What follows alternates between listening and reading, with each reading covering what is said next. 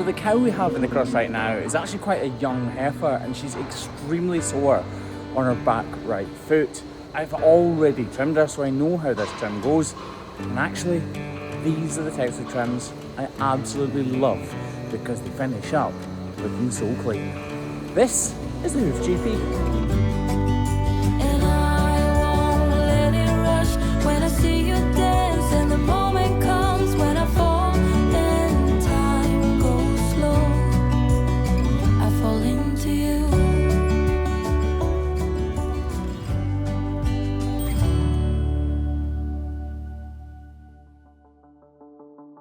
So we're actually at the next farm. Well, you haven't seen this video yet, but we're at the farm after the cow that we trim in this video, if that makes any sense.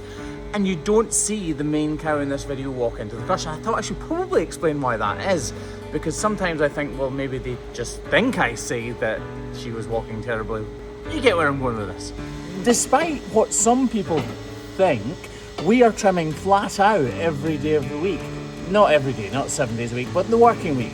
We're trimming about 60, 70, 80, 90 cows, and our predominant job is not YouTube.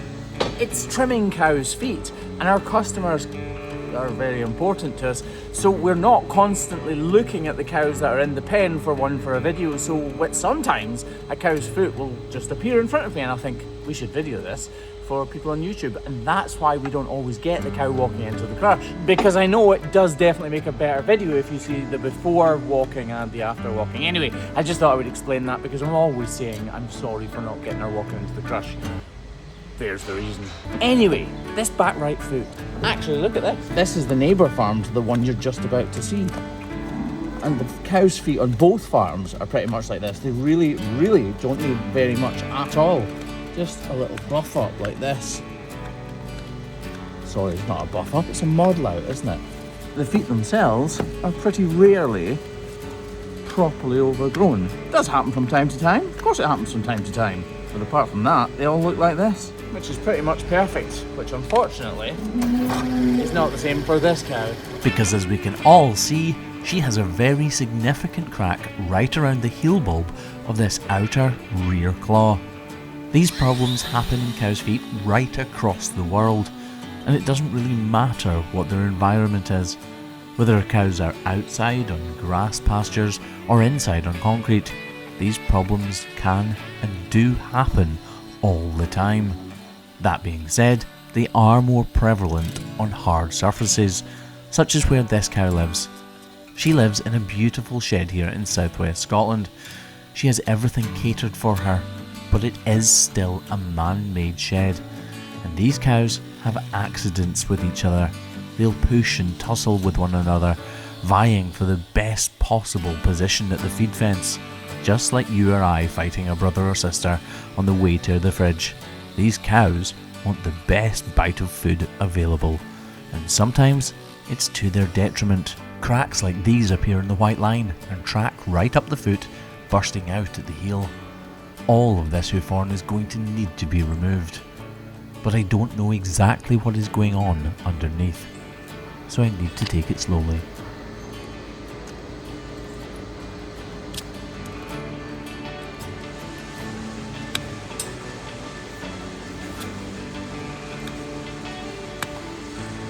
I start stripping layers of hoof horn away from this area in her heel.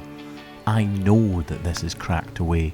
I know that it's delaminated, and I work my way down the foot towards where I think the exit will be, reanalysing the foot with every single swipe of the knife.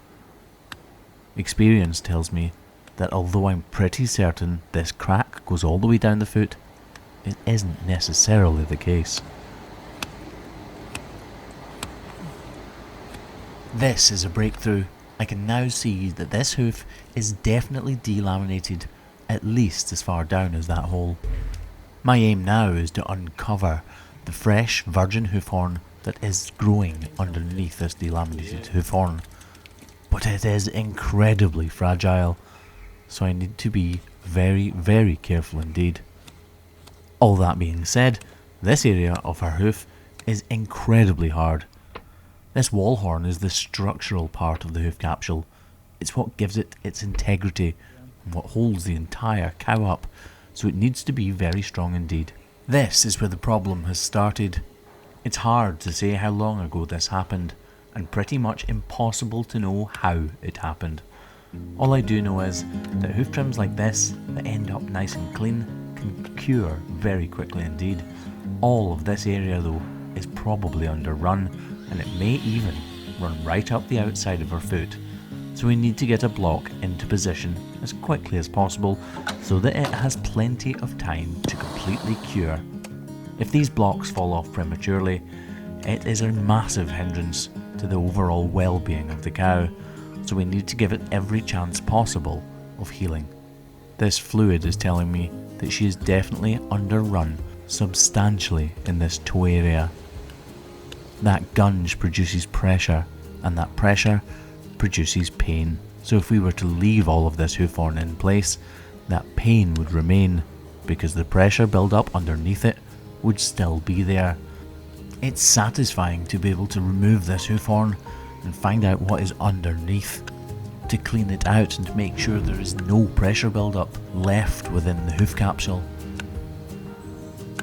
But forget it being satisfying for a while. Just imagine the sense of relief this must give the cow. The farms I work on are commercial enterprises, and the viability and profitability of those enterprises relies on the healthcare of the cows within their care. Without healthy cows, these farms are simply not viable. Healthy cows are profitable cows, so it makes no sense for farmers across the world to not care for their cows. But again, putting that aside, the entire business of cow husbandry is one that farmers take massive amounts of pride in. There are huge hurdles to overcome in the day-to-day upkeep of a herd of cattle, but farmers strive to ensure that these cows are taken care of to the very best of their abilities. Yes, sometimes systems do fail, sometimes things are missed, sometimes there are accidents, and sometimes farmers don't achieve the outcome that they would choose. Over the past 15 years, cattle hoof care has come into focus massively. People are working right across the globe to increase the standards of welfare for cows.